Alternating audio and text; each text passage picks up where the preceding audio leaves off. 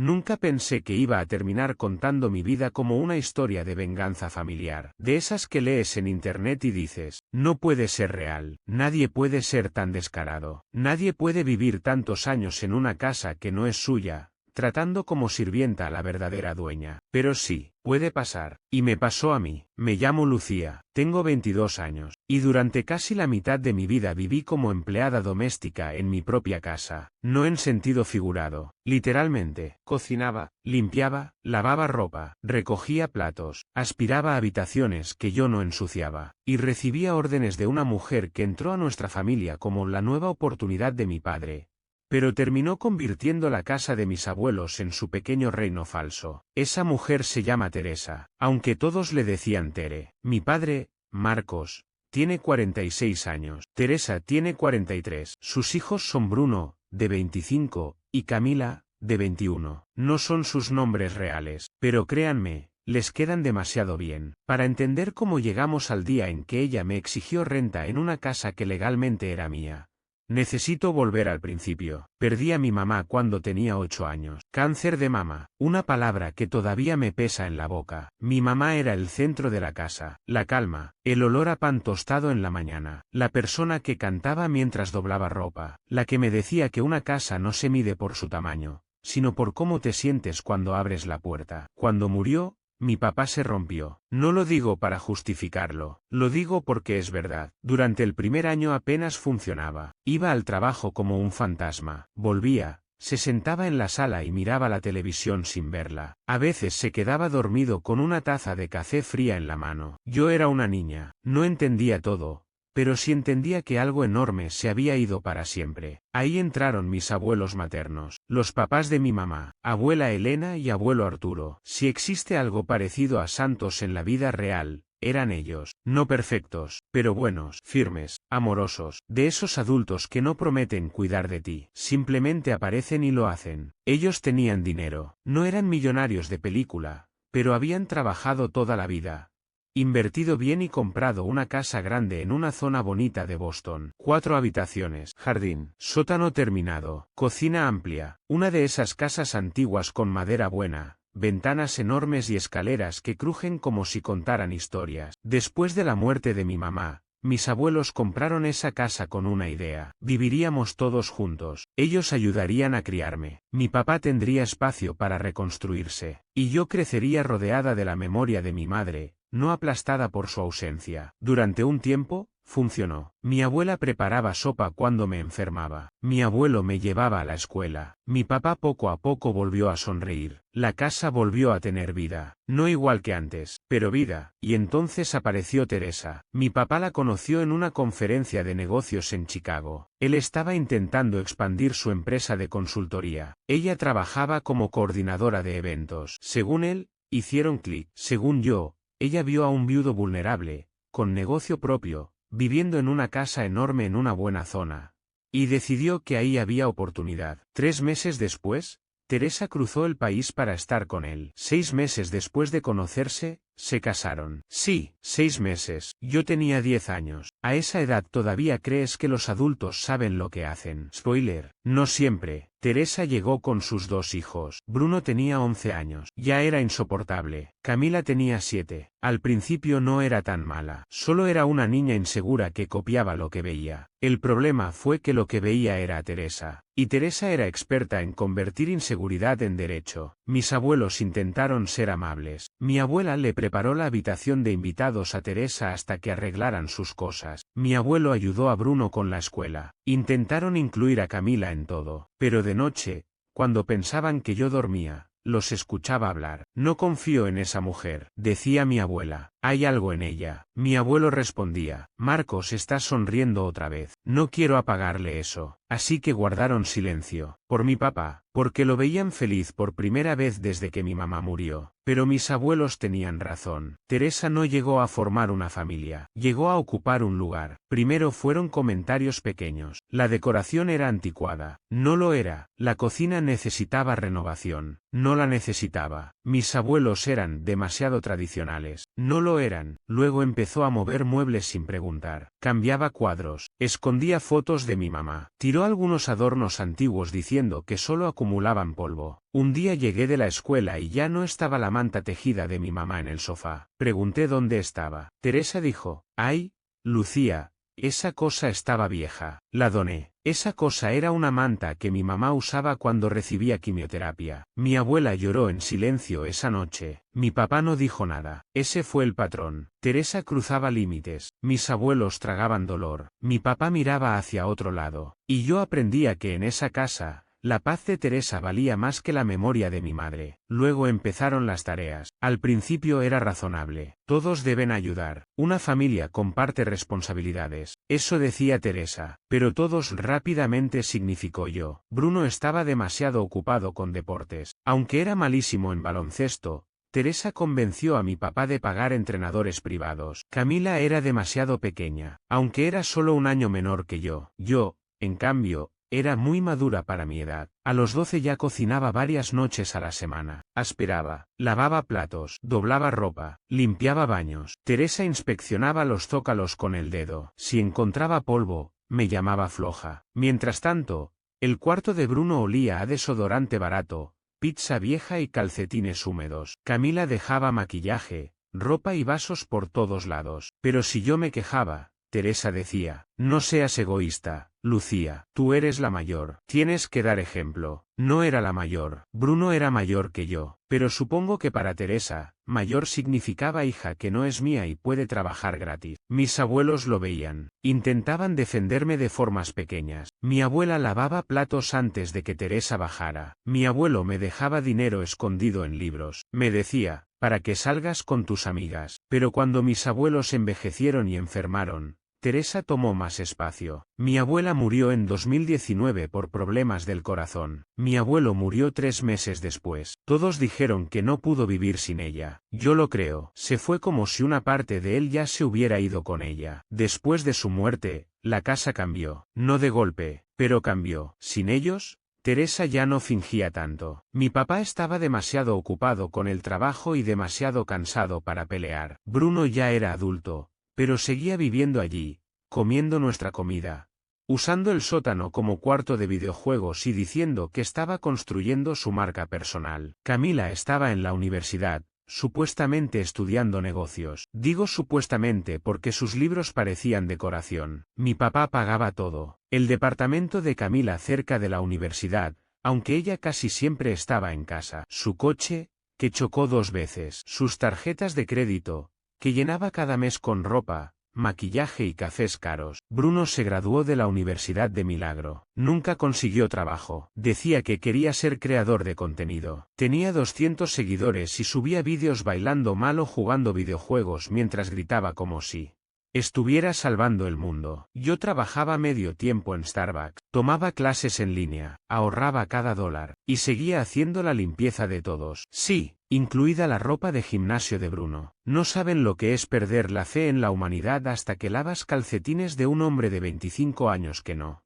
paga renta, no trabaja y aún así te llama inútil. Lo que yo no sabía era esto. Antes de morir, mis abuelos pusieron legalmente la casa a mi nombre. Toda la casa de 1.2 millones de dólares era mía. No de mi papá, no de Teresa. Mía. Ellos debieron haber visto lo que venía. Debieron entender que, si la casa quedaba en manos de mi papá, Teresa encontraría la forma de convertirla en suya. Así que la protegieron para mí. El problema fue que nadie me lo dijo. Mi papá lo sabía, pero, en su estilo clásico de hombre que evita conversaciones importantes hasta que explotan, decidió no mencionarlo. Teresa no lo sabía. Si lo hubiera sabido, habría intentado meter su nombre en los documentos antes de que se secara la tinta. Así que pasé años siendo tratada como sirvienta en una casa que legalmente era mía. Hasta que Teresa cometió el error más hermoso de su vida. El día empezó como cualquier día horrible. Yo acababa de salir de un turno de 8 horas en Starbucks. Una mujer me gritó porque su bebida tenía leche de almendra y ella, supuestamente, había pedido avena. Un señor se molestó porque el hielo sonaba demasiado. Nada nuevo. Llegué agotada, pero claro,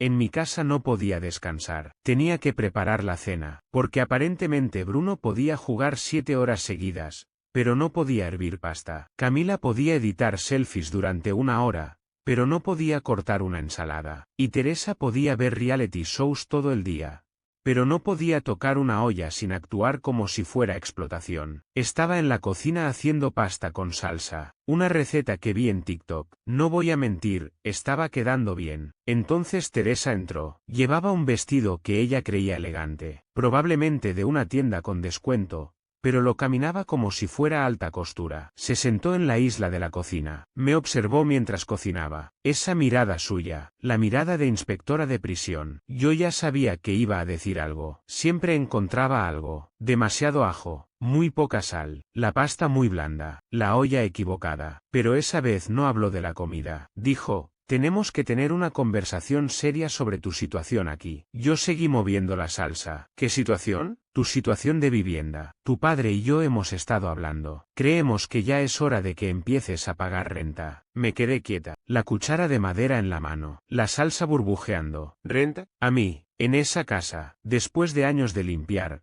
cocinar, lavar ropa y comprar mis propias cosas. Pregunté con calma. ¿Cuánta renta? Teresa sonrió. $800 al mes, más una parte de los servicios. Y por supuesto, esperamos que sigas ayudando en la casa. Ahí escuché a Bruno gritar desde el sótano. No me campees, idiota. Camila estaba en la sala grabando un audio para TikTok, y Teresa me estaba diciendo que yo debía pagar renta mientras seguía siendo la empleada gratuita. Respiré. ¿Qué pasa con Bruno y Camila? Pregunté. ¿También van a pagar? Teresa hizo esa cosa ridícula donde se toca la boca con una servilleta aunque no esté comiendo. Bueno, eso es diferente. Ellos son mis hijos. Bruno está intentando desarrollar su carrera como creador de contenido, y Camila está enfocada en sus estudios. Casi me reí. Bruno tenía menos espectadores que una cámara de seguridad apagada, y Camila no abría un libro desde orientación de primer año. Pero según Teresa, ellos estaban construyendo su futuro. Yo solo estaba viviendo gratis. Algo se rompió dentro de mí. No fue un estallido, fue silencio, como cuando una puerta se cierra suavemente, pero sabes que nunca volverá a abrirse. Apagué la estufa. Seguridad primero. Dejé la cuchara, y miré a Teresa. Déjame entender, Bruno, que no ha ganado $1 desde que se graduó y se pasa el día gritándole a niños en videojuegos. No paga renta. Camila, que usa tarjetas que no paga y nunca ha limpiado ni su propio baño, no paga renta. Pero yo, que trabajo, estudio, cocino y limpio esta casa, sí. Teresa empezó a hablar de madurez, de responsabilidad, de familia, de contribuir. Yo la dejé terminar. Luego sonreí. Perfecto, llama a todos. Quiero que hablemos de esto como familia. Teresa, pensando que había ganado, aceptó. Bruno bajó quejándose porque tuvo que pausar su partida. Camila llegó con el teléfono en mano, probablemente lista para grabar drama. Mi papá no estaba. Trabajaba hasta tarde. Mejor, quería que Teresa revelara su verdadera cara sin él suavizando nada. Nos sentamos en el comedor. La pasta se enfrió. A nadie le importó. Teresa explicó su plan con voz de directora general. Dijo que yo era adulta, que debía contribuir, que la casa tenía gastos, que vivir gratis no era justo. Bruno sonreía. Camila grababa disimuladamente. Cuando Teresa terminó, yo dije: no voy a pagar renta, porque esta casa me pertenece. El silencio. Dios mío, el silencio. Bruno se quedó con el tenedor en el aire. Un hilo de pasta cayó a su plato. Camila bajó el teléfono. Teresa parpadeó varias veces, como computadora vieja intentando reiniciarse. Luego Bruno soltó una carcajada. Buen chiste. ¿Lo viste en TikTok? Camila también rió, pero nerviosa. Teresa intentó reírse, pero le vi la cara. Algo en ella entendió que yo no estaba bromeando. ¿De qué estás hablando?, preguntó. Esta casa es de tu padre y mía. Me recosté en la silla. ¿Por qué no llamas a papá y le preguntas? Sus uñas falsas tocaron la pantalla del teléfono tan rápido que casi me dio miedo por el vidrio. Puso la llamada en altavoz, porque Teresa amaba tener público cuando pensaba que iba a humillar a alguien. Mi papá contestó cansado. Sí, Marcos, dijo Teresa, con su voz dulce falsa. Lucía está diciendo una cosa muy extraña. Dice que la casa es suya. Eso no es verdad,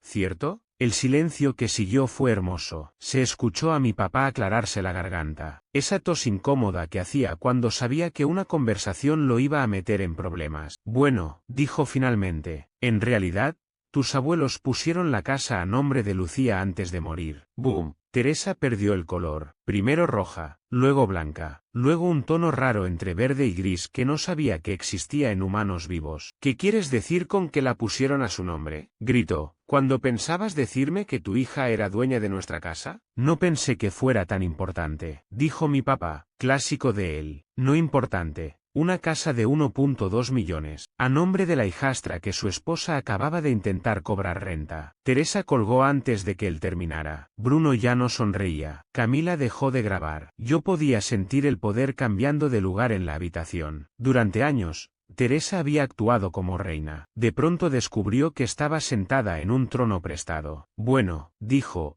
intentando recuperar el control. Claramente hubo un malentendido. Por supuesto no tienes que pagar renta, Lucía. Olvidemos esta conversación. Pero yo ya no quería olvidar. Había olvidado demasiadas cosas. La manta de mi mamá, las decoraciones que tiró, las noches limpiando mientras sus hijos descansaban, las humillaciones, los comentarios, las órdenes, el olor de la ropa de Bruno, las veces que Camila dejó maquillaje en el baño y Teresa me culpó a mí por el desorden. Ya no, sonreí. No vamos a olvidar esta conversación. De hecho, creo que tienes razón. Es hora de hablar seriamente sobre la situación de vivienda. Tu situación. La cara de Teresa fue mejor que cualquier regalo de Navidad. Esa noche subí a mi cuarto sintiéndome como si hubiera derrotado a una villana de caricatura. Pero Teresa no había terminado. Claro que no. A la mañana siguiente, bajé temprano. Escuché su voz desde la cocina. Estaba hablando con mi papá en altavoz. Otra vez, yo me quedé en la escalera. Y grabé. Porque a esas alturas confiaba en esa gente lo mismo que en un correo diciendo que gané la lotería. Teresa decía, Marcos,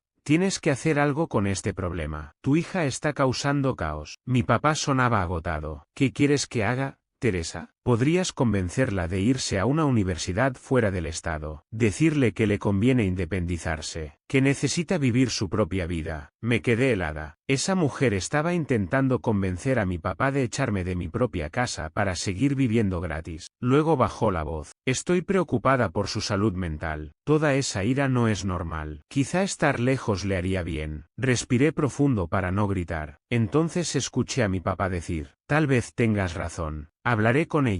Quizás sea mejor para todos. Ahí sí sentí algo romperse. Mi propio padre, el hombre por quien mis abuelos habían abierto su hogar, el hombre a quien yo cociné, limpié y acompañé después de la muerte de mi madre, acababa de aceptar intentar sacarme de mi casa. Entré a la cocina como si no hubiera escuchado nada. Teresa casi soltó el teléfono. Llevaba una bata de seda, probablemente falsa, y sostenía una taza que decía la mejor mamá del mundo. Bruno y Camila se la habían comprado en una tienda de dólar. Buenos días, cariño, dijo. Hice café. Primero, no hizo café. Puso una cápsula en la cafetera que yo compré con mi sueldo. Segundo, cariño. ¿Desde cuándo? Bruno bajó como zombi. Camila apareció lista para cámara. Yo preparé desayuno. Sí, yo. Porque aunque todo estaba explotando, ellos todavía esperaban que yo cocinara. La tensión era tan espesa que se podía cortar. Bruno comía cereal mirando el celular. Camila fotografiaba una tostada de aguacate que ni iba a tocar. Teresa fingía revisar correos,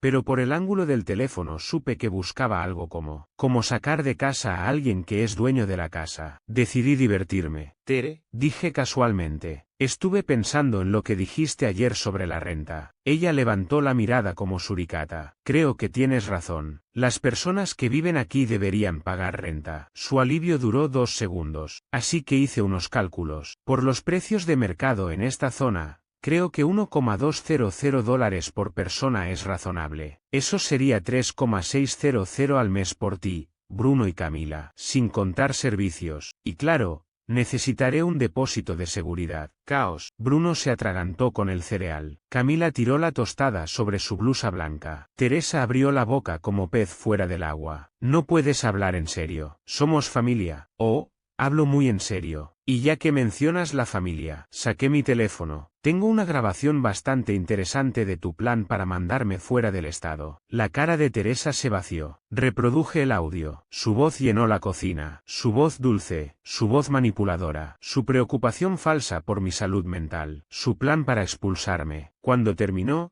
nadie habló. Luego Teresa saltó de la silla tan rápido que tiró su taza de mejor mamá. ¿Me grabaste?, gritó. Eso es ilegal. Sonreí. Vivimos en un estado de consentimiento de una sola parte. Lo revisé. Y además, mi casa, mis reglas. Bruno me miraba como si yo hubiera descubierto fuego. Camila escribía frenéticamente. Teresa empezó a caminar por la cocina, sus sandalias falsas haciendo ruido contra el piso que yo había limpiado el día anterior. Luego cambió de estrategia. Bajó la voz. Lucía, entiendo que estás molesta, pero este comportamiento no es sano. Tu padre y yo solo queremos ayudarte. Tal vez un tiempo lejos. La interrumpí. Teresa, déjame dejar algo claro. No me voy a ninguna parte. La escritura está a mi nombre. Esta es mi casa, y si alguien va a irse, no voy a ser yo. Ahí perdió la máscara. Me llamó cosas que no voy a repetir. Dijo que me había criado como si fuera suya, que había sacrificado todo por esta familia, que yo era una malagradecida, que estaba rompiendo el hogar. Yo la miré. ¿Qué hogar? Bruno explotó. Esto es una mierda. No voy a pagar renta. Estoy a punto de despegar en Twitch. Narrador. No iba a despegar en Twitch. Camila gritó. Papá no va a dejar que hagas esto. Él nos quiere más que a esta estúpida casa. Spoiler. No. Teresa llamó a mi papá de nuevo. Esta vez yo ya le había enviado la grabación. También le mandé un mensaje explicando todo. Por primera vez en años, mi papá sonó firme. Teresa, tenemos que respetar que es su casa. Tal vez deberíamos empezar a buscar otro lugar. El silencio fue delicioso. A Bruno se le notaba el esfuerzo de sus 3 neuronas procesando la traición. Camila parecía haber visto morir su vida de influencer. ¿Y Teresa? Teresa sintió miedo real, porque entendió que su vida cómoda, sus órdenes, su poder, su reinado falso, estaban por terminar. Entonces cometió su peor error. Se acercó a mí, se puso a centímetros de mi cara, y dijo, escúchame bien, mocosa, no me importa de quién sea el nombre en la escritura. Esta es mi casa, he vivido aquí 12 años, y no vas a echarme. Te voy a hacer la vida imposible. Perfecto, simplemente perfecto, porque yo seguía grabando. Y ya había hablado con una abogada. Resulta que amenazar a la dueña legal de la casa donde vives no es una estrategia brillante. ¿Quién lo diría? Al día siguiente fui con todo. Mi abogada confirmó que mis abuelos no solo habían puesto la casa a mi nombre, también habían dejado todo blindado legalmente. Fideicomiso, testamento, documentos, cláusulas para impedir disputas. No entendí todos los términos,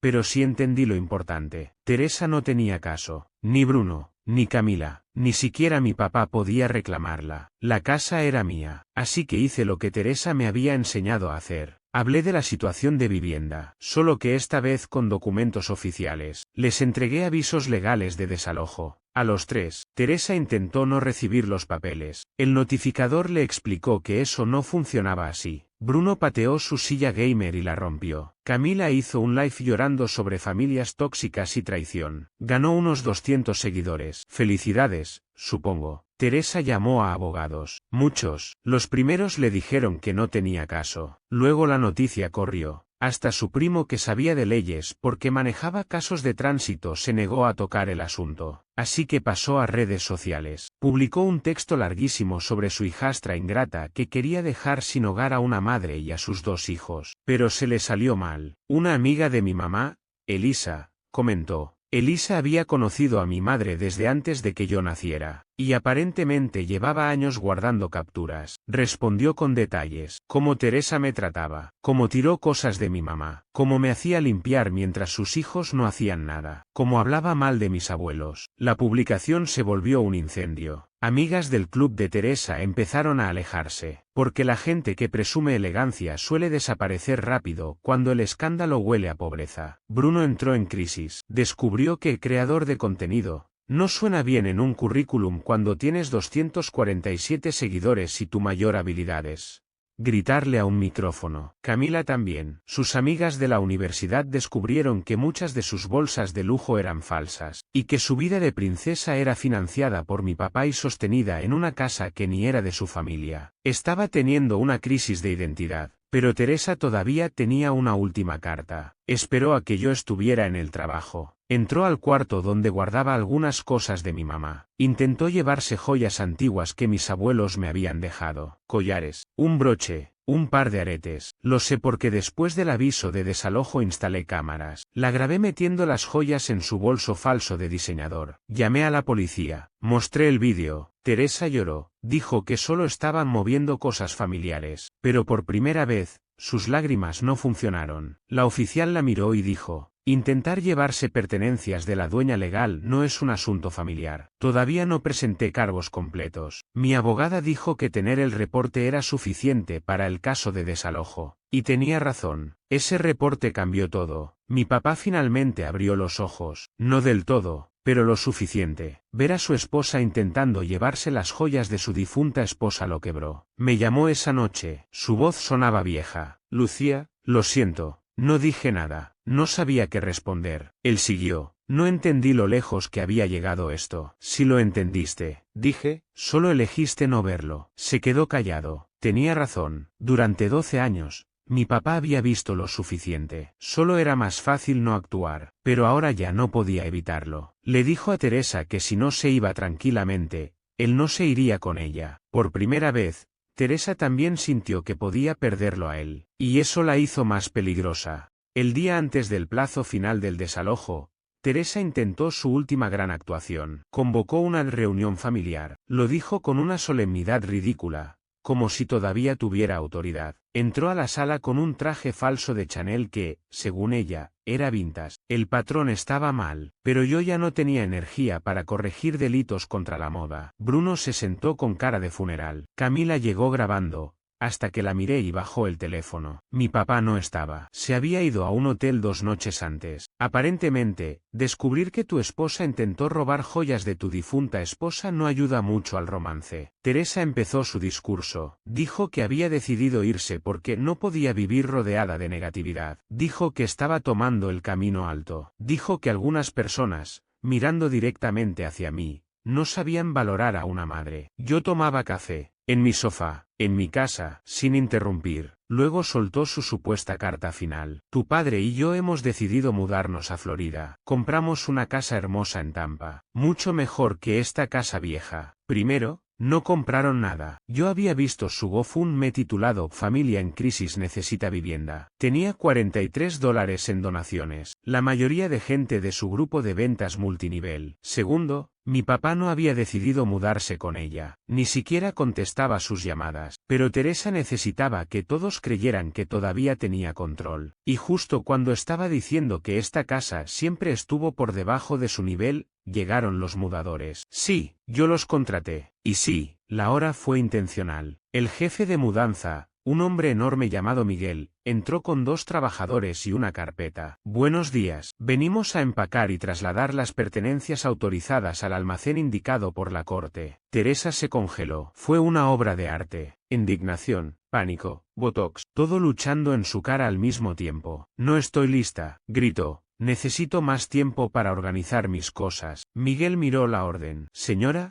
tenemos instrucciones claras. Todo se empaca hoy. Si tiene objeciones, puede hablar con la corte. Ahí explotó. Empezó a agarrar objetos al azar, diciendo que eran reliquias familiares, incluyendo un cuenco de cerámica de mi mamá que ella había querido tirar el año anterior porque no combinaba con la decoración. Bruno corría por el sótano intentando desconectar su equipo de videojuegos. Casi lloraba. Camila estaba furiosa porque los mudadores movieron el estante que usaba como fondo para sus vídeos. Decía, ese era mi estética. Yo seguía en el sofá, con café, viendo cómo el castillo de cartón se mojaba bajo la lluvia. Teresa había pasado años presumiendo bolsos de diseñador, ropa cara, zapatos de lujo. Mientras los mudadores empacaban, varias etiquetas se despegaron. Falsas, todas falsas. No me sorprendió, pero fue divertido ver a Camila mirando los bolsos de su mamá con la misma cara con la que uno descubre que Papá Noel no existe. En el inventario final, intentaron llevarse cosas que no eran suyas. 3 collares de mi madre, grabados por cámara. La vajilla de mi abuela, también en vídeo. La cafetera buena, la compré yo con mi sueldo. Todas las toallas de la casa. No sé por qué. El control del garaje. Ridículo. Les dejé las toallas. Compré nuevas, suaves, caras. De esas que Teresa habría criticado por ser un gasto innecesario, mientras compraba sandalias Gucci falsas. El desalojo oficial fue perfecto. Había un ayudante del sheriff presente para el recorrido final. Teresa intentó decir que yo había dañado sus pertenencias durante la mudanza. El ayudante miró las cámaras de seguridad. Luego la miró a ella. ¿Estás segura de que quiere presentar ese reporte? Teresa cerró la boca. Por primera vez en 12 años, no tuvo respuesta. Bruno se fue a rentar una habitación en una casa compartida. Tuvo que vender parte de su equipo gamer para pagar el depósito. Ahora trabaja en una tienda de videojuegos. Lo digo sin burla. Quizá le haga bien. Camila se fue con unas amigas de su fraternidad. Duró una semana. Aparentemente llorar por no tener cuarto propio y dejar maquillaje por todas partes no es una cualidad apreciada.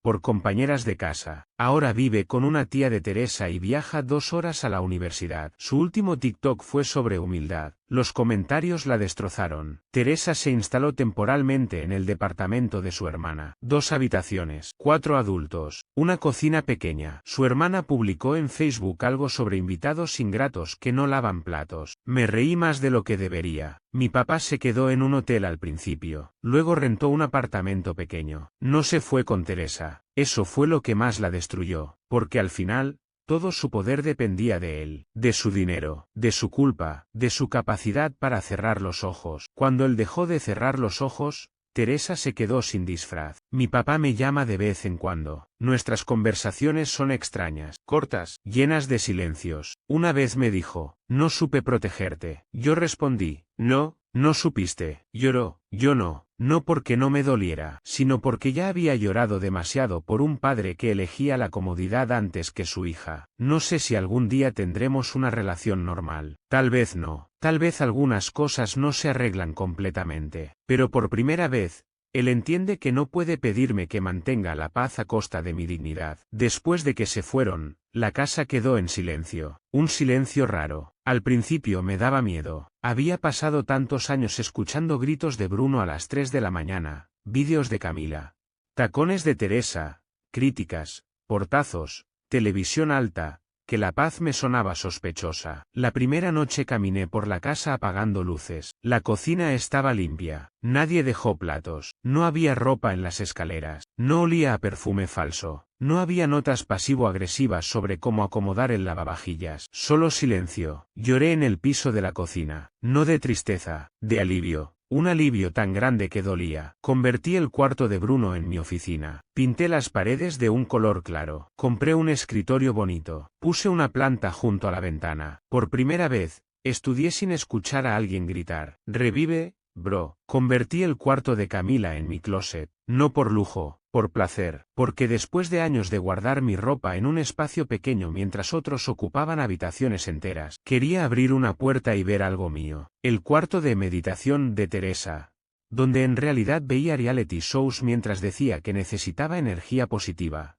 Lo convertí en estudio de yoga. La ironía me encanta. Poco después, Elisa, la mejor amiga de mi mamá, empezó a rentarme una habitación. No necesitaba el dinero con urgencia, pero la casa era grande, y estar completamente sola se sentía demasiado. Elisa llegó con cajas de recetas antiguas, fotos de mi mamá y una paciencia que yo no sabía que necesitaba. Me enseñó a preparar el guiso que mi mamá hacía los domingos. Me ayudó a buscar adornos parecidos a los que Teresa había tirado. Encontró en su ático una copia de una foto donde mi mamá aparece sentada en el jardín, riéndose con la cabeza hacia atrás. La puse en la sala, en el lugar donde Teresa había colgado un cuadro horrible de una playa genérica. La casa empezó a sentirse mía, no porque estuviera a mi nombre, sino porque por fin respiraba conmigo. Durante semanas recibí mensajes, gente de la escuela, vecinos, amigas viejas de mi mamá, todos diciendo, siempre supe que Teresa era falsa, siempre me dio mala espina, tu mamá estaría orgullosa. Algunos mensajes me enojaban, porque si tantos lo sabían,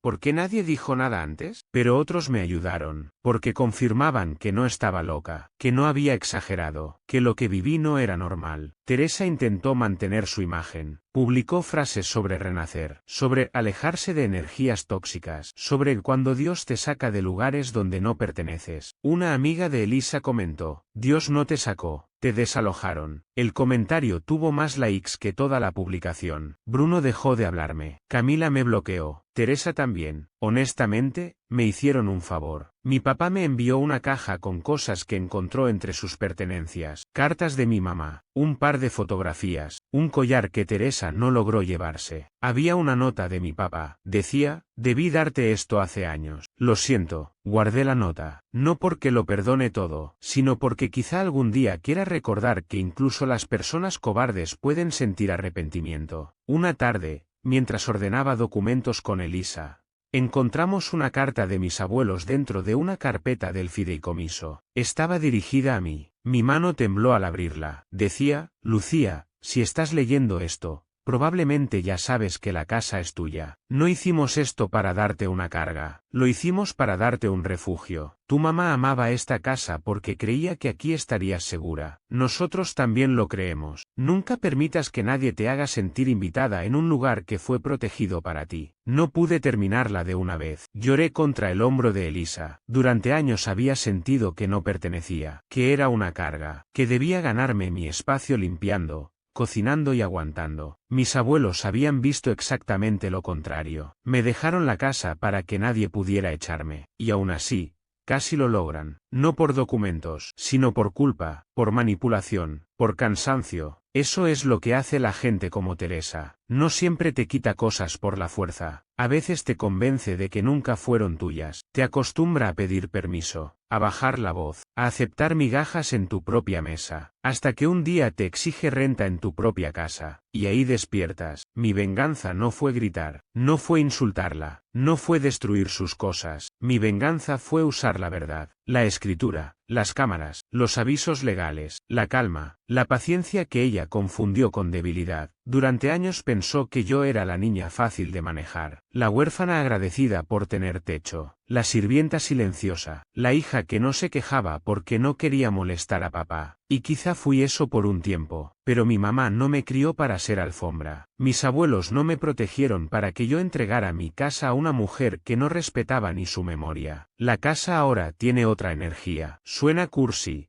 pero es verdad. Los domingos cocino recetas de mi mamá con Elisa. A veces invito amigas. Ponemos música, reímos, nadie inspecciona zócalos, nadie deja notas, nadie usa la palabra familia como excusa para abusar. Estoy terminando mis clases en línea. Trabajo menos horas en Starbucks porque ahora no estoy pagando comida para 3 parásitos adultos. Estoy ahorrando. Planeo remodelar la cocina, no porque Teresa tuviera razón sobre que estaba anticuada, sino porque quiero elegir algo mío, algo que honre lo viejo sin borrar lo que vino antes. La manta de mi mamá nunca volvió, pero Elisa encontró una tela parecida. Estamos haciendo una nueva, no para reemplazarla. Nada reemplaza ciertas cosas, sino para recordarme que algunas pérdidas no son el final de la historia. A veces construyes alrededor de ellas. Me preguntan si fui demasiado dura. Quizá, pero honestamente, no me arrepiento. Teresa tuvo 12 años para ser decente, 12 años para no tirar recuerdos de mi madre, 12 años para no convertirme en empleada, 12 años para enseñar a sus hijos a respetar una casa que no les pertenecía, 12 años para amar sin ocupar. Eligió lo contrario. Bruno y Camila también tuvieron edad suficiente para darse cuenta. No eran niños al final, eran adultos disfrutando que alguien más lavara sus platos,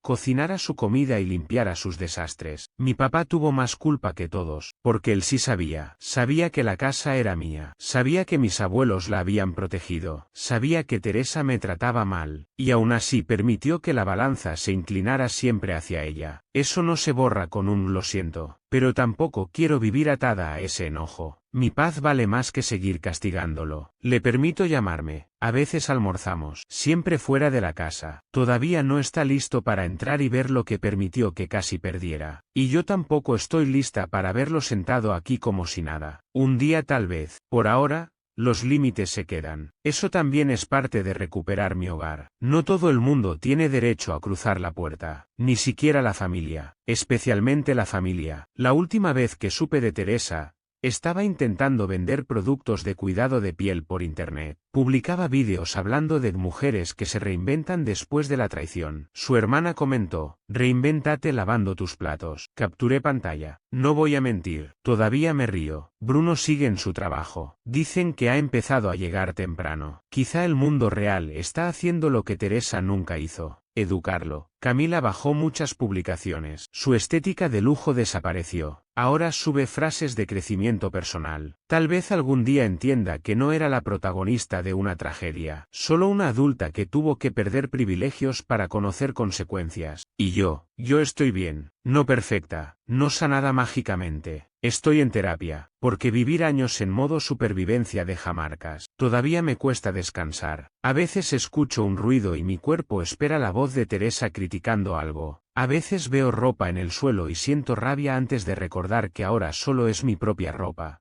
Y puedo recogerla cuando quiera, pero cada semana mejora. Cada semana la casa se parece más a un hogar y menos a un campo de batalla. A veces camino por el pasillo y toco la pared como si saludara a mis abuelos. Les digo en voz baja: la recuperé. La casa, mi voz, mi lugar, la recuperé. No sé si ellos sabían exactamente lo que iba a pasar. Tal vez solo tuvieron una intuición. Tal vez mi abuela vio a Teresa tirar una decoración de mi mamá y entendió todo. Tal vez mi abuelo escuchó cómo me hablaban cuando pensaban que nadie oía. Tal vez ambos decidieron que, si no podían estar para defenderme siempre, dejarían una defensa escrita en papel legal. Lo hicieron, y funcionó. Teresa me exigió $800 de renta, en mi propia casa. Creyó que podía humillarme como tantas veces. Creyó que yo bajaría la cabeza. Creyó que mi papá la elegiría automáticamente. Creyó que Bruno y Camila siempre tendrían un lugar gratis. Creyó que una casa se vuelve tuya solo porque gritas más fuerte dentro de ella. Se equivocó. Una casa no pertenece a quien manda, pertenece a quien tiene derecho a cuidarla, a quien respeta su historia, a quien no borra a los muertos para sentirse más cómoda, a quien no convierte el amor en trabajo gratis. Mis abuelos me dejaron una casa, pero yo tuve que aprender a dejar de vivir como invitada en ella. Esa fue la verdadera herencia, no los ladrillos, no el valor de mercado, no el barrio bonito. La verdadera herencia fue entender que merezco ocupar espacios sin pedir perdón, que puedo decir no, que puedo cerrar puertas, que puedo sacar de mi vida a personas que solo saben tomar, y que a veces la venganza más poderosa no es destruir a quienes te hicieron daño, es vivir en paz en el lugar donde ellos intentaron hacerte sentir pequeña. Así que sí, desalojé a mi madrastra, desalojé a sus 2 hijos mantenidos, recuperé mi casa, y cada mañana,